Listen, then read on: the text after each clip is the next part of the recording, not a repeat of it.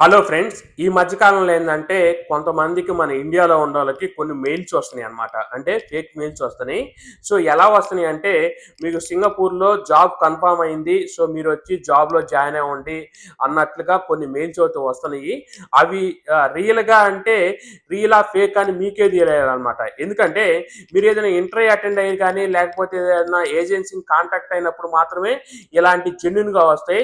అట్లా ఏమి లేకుండా మీకు మెయిల్స్ వచ్చింది, జాబ్ వచ్చింది, లేకపోతే జాబ్‌కి మీరు డబ్బులు కట్టాలి, ఇలా మెయిల్స్ వచ్చినా గానీ, ఫోన్స్ వచ్చినా గానీ నమ్మబాకండి. మీకు వచ్చినప్పుడు ఏందంటే మీరు ఎవరినైనా కనుక్కొని కన్ఫర్మ్ చేసుకోండి. ఇది రియల్‌గా వచ్చిందా? లేకపోతే ఫేక్ మెయిల్సా అనేది గూడా. సో, మీరు అట్లా కనుక్కోవాలనుకున్నప్పుడు మీరు ప్రీవియస్‌గా ఏదన్నా మీరు ఏజెన్సీని కాంటాక్ట్ అయినప్పుడు, లేకపోతే మీరేదైనా జాబ్‌కి ట్రై చేసిన వాళ్ళకే ఇలాంటి మెయిల్స్ వస్తాయి. సో, అలా కాకుండా వచ్చినియి అంటే అవన్నీ కూడా ఫేక్ మెయిల్సే. అవి